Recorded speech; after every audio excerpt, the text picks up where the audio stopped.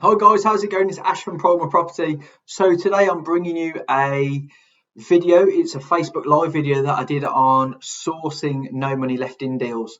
So if you like the video, I really appreciate a thumbs up, a like, a comment, a share, and all that good stuff. I really hope that you get some value out of it.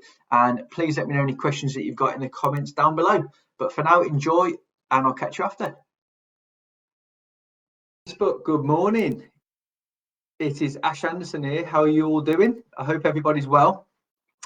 So what's happened recently is we've had a lot of people contacting us, asking us a little bit about what we do, and loads of different questions. But one of the things that quite a lot of people have been asking is, how do we find no money left in deals? Okay, so there's a few things that I wanted to cover today to try and help as many people as I possibly can. So I've got a bit of a list here that I'm going to work through, and hopefully this is going to be of some value to you guys. So we've done sort of multiple no money left in deals now. We've done a few, and it's something that I hear people talking about around the bazaars, the property groups, the forums, all that sort of thing. So something that I really wanted to clear up is that no money left in, that is a situation. It's not a model. It's not a property investment model. But this is how I see it. This is my opinion.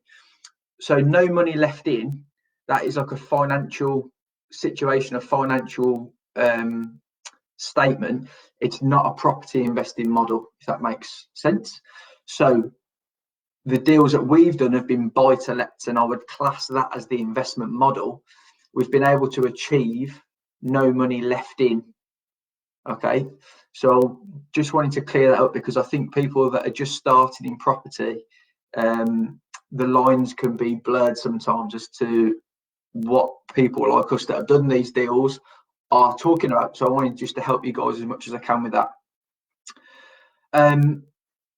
So the other thing that I wanted to talk about in terms of sourcing a no money left in deal is, like, basically, first and foremost, to get a deal that's going to achieve no money left in, you really need to be solving problems. First and foremost, you need to be a property problem solver. Okay, so if you were just to walk into an estate agent's, let's say for argument's sake, and you were to ask them for an investment property, an investment buy to let, that's going to be very rare that they produce you a property or a purchasing opportunity that is going to lead to a no money left in deal. That's only in my experience. Okay, I may be proved wrong by other people, but I think if it was that easy, then everybody would be doing it. Because let's remember what a no money left in situation means.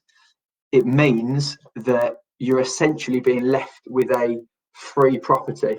Okay, so but I'm not going to go too much into that on this video. I wanted to keep it specific into how to find the deals and how to source a no money left in deal. Now the other thing is that the deals that we've done, they've all come from various different methods. So there's not a one size fits all when it comes to where do we go. There's not like a holy grail. Where do I go to find these no money left in deals? They've come from different methods. So I think it's slightly less about the locations that you go or the methods that you go to find them, but it's more to do with mindset when you're looking at the deals and how you basically appraise the deals and what you can offer and how many problems you can solve, or rather the gravity of the problem. Okay, the bigger the problem, the better the reward in terms of solving them. And then the other thing that I really wanted to touch on was all about adding value. So this is a little bit more about getting vendors, well, basically progressing vendors along the lines of being sort of wanting to work with you and wanting for you to be the person that solves their problem. Okay, so what I mean by this is that when we speak to vendors, this morning I've just woken up and we've got we've got 2 more leads on our Facebook ads campaign. So I'll be calling those vendors today, and first and foremost on my mind when I call the vendors is, how can I add value? Right, so forget making money. right? Forget getting a property, forget doing a deal, forget trying to sell them anything. Like, first and foremost, my main concern on the first call, there's a couple of other sort of admin points, but essentially what I'm trying to do is to add value to that person's situation. Okay, so if that doesn't lead necessarily to a sale, and a sale in this sort of instance means that we do some sort of property deal with them, then my first thing that I'm trying to do is to add value to that person's day, to the conversation that we're having, and just to help them out as best I can.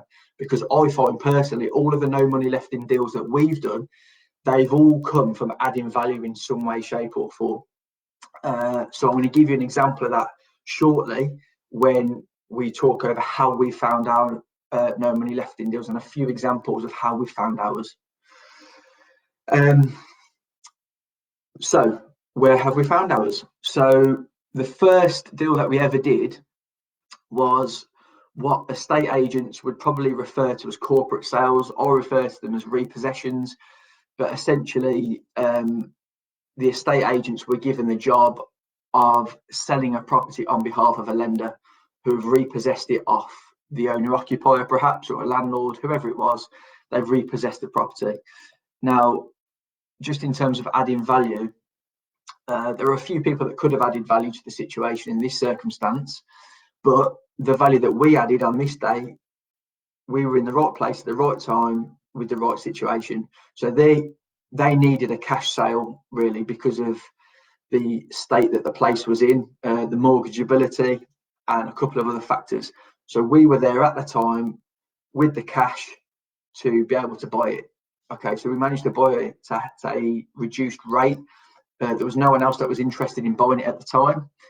We could see the value. We knew it was going to be a no money left in deal. So we added value at the time by, first of all, acting quickly.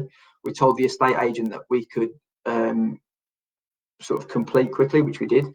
And the fact that we were cash buyers just made the whole process a lot easier.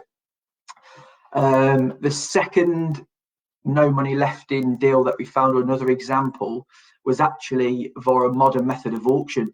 So this is quite controversial because I hear a lot of people sort of bad mouthing modern method of auctions, and I suppose quite rightly so from a certain perspective, because the fees can be extortionate.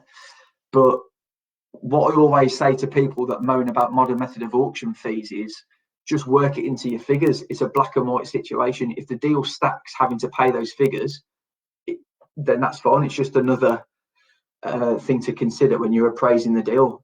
But there are people that I've come across that will just totally dismiss modern method of auction straight away because of the perceived high level of fees that they think are not going to make a good deal. Well, on this video, I'm telling you that's not the case. We managed to do a no money left in deal, paying those extortionate fees. All right. So that's the second method that we found a no money left in deal. What was the other example that I was going to say? The third example was a direct to vendor purchase that we did. And that was as a direct result of building up relationships with people around us, speaking to everyone that you meet in some way, shape or form, telling them what you do. And I came across an owner occupier who had already found the next place they wanted to live and were desperate to sell their house really quickly because they didn't want to miss out on the opportunity of buying the other one. They'd had their place for sale for a little while. They weren't getting any interest. It was massively overpriced. I explained all this. I added value by saying, look, why don't you try this method to sell your place? Why don't you try this? They weren't interested at all. They wanted a really quick sale. And we were able to oblige and do that. And we gave them a really quick sale. We paid in cash for their property, which allowed them to move on. But before we made the offer, it was a real case of, sitting down with the vendor and trying to add as much value as we possibly could to try and help them out, in as many ways as we could. I took them through their sort of sale, how it was advertised at the time, and explained to them why I didn't think that they were getting much interest. And I showed them comparables and we talked through it. and we spoke about maybe improving the saleability of their property. How could they do that? You know, they could take better pictures, they could do better marketing, they could potentially get someone different in to try and sell their property for them. And then I laid out the you know, the options that we could offer, and they snapped our hand off for it because that's exactly what they wanted. So that was a prime example of adding value at the front end. And yeah, just giving stuff away for free, give your time away for free, give your advice away, and just build that rapport. So that was another great way that we got a no money left in deal, because it was just a case of sitting down with the vendor and just working through the figures with them. And that's exactly how that happened. So where are we looking now for our no money left in deals? Well, we would be foolish not to look in the same places we've already got them from. So we're keeping our eye on the auctions. We are still speaking to everyone that we meet. I always will. I think it's a great way of doing business. There's so many examples. In fact, this is another video that I'm going to have to do, but there are so many sort of examples that I can give where striking up conversations with people have just paid off in a monumental way. Funding lines, sourcing opportunities, JVs, info JVs, sort of learning off each other, but the list goes on and on. So I'm always going to be a convert now to speaking to people and just telling everyone what we do. I'm still going to maintain relationships with estate agents. Why would we not? We've got great relationships already. We've got no money left in deals through that route before. So again, it'd be stupid not to maintain those. It's my opinion that I think that there's going to be some great opportunities in the direct to vendor marketing space over the next couple of months. So we are doing things like we've really ramped up our Facebook marketing campaign game. We're looking on Gumtree, we're looking on the other online portals, we're looking on forums. You've got to try and think outside the box a little bit, and it's definitely fair to say that our main focus is now switched a little bit more in favour of direct to vendor stuff, because like I said, I think that's where the opportunity is going to be. So guys, I really didn't mean for this video to be that long, but yeah, I can sometimes go off on a tangent, I suppose, but I really hope that you got some value from the video. If you did, then a like on the video would be fantastic, and feel free to leave a comment down below, and I'll get to those comments as soon as I possibly can. And if anybody would like to get in touch to ask for any help or ask for any tips, please feel free to do so. I love talking shop, I love talking property, and if I can help anybody out with their sourcing, especially when it comes to no money left in deals, then please do let me know and I'll do my best to help. But yeah, that's it. Until next time, I'll see you later. Bye. So guys, that's all I've got for you today. That was a video in a new shorter series that I'm going to do about different property investment topics. And that video was obviously about sourcing, and I really hope that you got some good value out of that. Like I said, if you do have any questions, please leave them down below and I'll do my best to get back to you as soon as I possibly can. If you did like the video, please give it a like, a share, and make sure before you go that you are subscribed to the channel and that you have pressed the bell icon to make sure that you're notified when the next video comes out. But for now, guys, I'll leave you to it, and I'll see you next time.